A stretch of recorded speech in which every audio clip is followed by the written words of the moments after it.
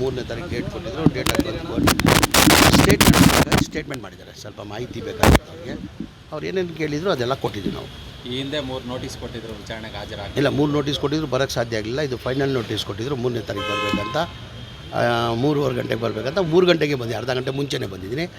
Statement ಮಾಡಿದರೆ statement ಮಾಡಿದ್ದೀವಿ. DA case ಅಡಿ ಏನು ಕೇಳಿದ್ರು?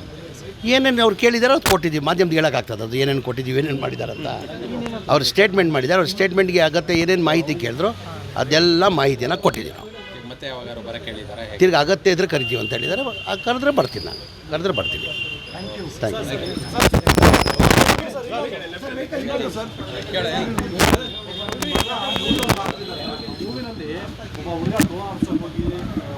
ಇಲ್ಲೆಲ್ಲ ಅವನು ಏನೋ ಡ್ರೋನ್ ಇಲ್ಲೆಲ್ಲ ನನ್ನ ಗಮನಕ್ಕೆ ಬಂತು ಅದು. ಈಗ ಡ್ರೋನ್ ಅಂದರೆ ಅವರು ಒಂದು ಜಾಬ್ ಅವ್ರದ್ದು.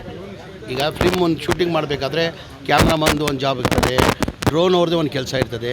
ಅವನೇನೋ ಜಾಸ್ತಿ ಹೈಟ್ ಏನೋ ಹೋಗ್ಬಿಟ್ಟು ಆ ಡ್ರೋನ್ ಏನೋ ಹಾಳಾಗಿದೆ, ಡ್ಯಾಮೇಜ್ ಆಗಿದೆ ಅಂತ ಹೇಳ್ಬಿಟ್ಟು ಮಾಹಿತಿ ಬಂತು. ಈಗ ಅವ್ನು ಹೈಟಿಗೆ ಹೋಗಿ ಅವ್ನು ಡ್ಯಾಮೇಜ್ ಮಾಡಿಕೊಂಡ್ರೆ ಯಾರೇನು ಮಾಡೋಕ್ಕಾಗ್ತದೆ? ಹಂಗೂ ಇಲ್ಲ, ಒಂದು ನಿಮಿಷ, ಹಂಗೂ ಅವನಿಗೆ ನಮ್ಮ ಮಗ ನನಗೂ ಗೊತ್ತಿಲ್ಲ, ನಾನು ಕೇಳಿ ಬಂದಿದ್ದು ನಾನು. ಅದೇನು ಅವನು ನಷ್ಟ ಆಗಿದೆ, ಆ ನಷ್ಟ ನಾನು ಕೊಡ್ತೀನಂತ ಮಗ ಒಪ್ಕೊಂಡಿದ್ದಾನಂತೆಲ್ಲ. ಅದು ಮಗ ಒಪ್ಕೊಂಡಿದ್ದಾನಂತೆ, ಅವ್ನು ಕೊಡ್ತೀನಂತ ನಷ್ಟ. ಯಾರ್ದಾನೇ ಇರಲಿ, ಈಗ ಬಡವೊಂದೇನೋ ನಷ್ಟ ಆದರೆ ಕೊಡಲ್ಲ ಅಂತ ಹೇಳೋಕ್ಕಾಗ್ತದ? ಈಗ ಅವ್ನು ತಪ್ಪು, ಈಗ ತಪ್ಪು ಅವನದೇ. ಅವನು ಎಷ್ಟು ಹೈಟ್ ಇರ್ತದೆ ಅಷ್ಟಲ್ಲೇ ಹೋಗಬೇಕು. ಈಗ ಡ್ರೋನ್ ಅಂದರೆ ಒಂದು ಲಿಮಿಟ್ ಇರ್ತದೆ, ಇಷ್ಟೇ ಹೈಟ್ ಹೋಗ್ಬೇಕು. ಈಗ ಜಾಸ್ತಿ ಹೈಟ್ ಯಾರು ಮಾಡಬೇಕು? ಅವನೇ ತಾನೇ ಮಾಡ್ಕೊಳ್ಬೇಕು. ಯಾವ ಹೈಟಲ್ಲಿ ಹೋಗಬೇಕು, ಏನು ಹಂಗೂ ಪಾಪ ಅವ್ನು ಡ್ಯಾಮೇಜ್ ಆಗಿದೆ. ಪಾಪ ಅವ್ನು ಬಡವ ಇದ್ದಾನಂತೆ. ಹಂಗಾಗಿ ಮಗನೇ ಹೇಳಿದಾನಂತೆ, ಅವ್ನು ಏನು ಡ್ಯಾಮೇಜ್ ಆಗಿದೆ ನನ್ನ ಕಡೆಯಿಂದ ನಾನು ಸಹಾಯ ಮಾಡ್ತೀನಂತ ಮಗನೇ ಹೇಳ್ಕೊಂಡಿದ್ದಾನೆ. ಅದು ಏನಿದ್ರೆ ಸಹಾಯ ಮಾಡು ಅವನಿಗೆ.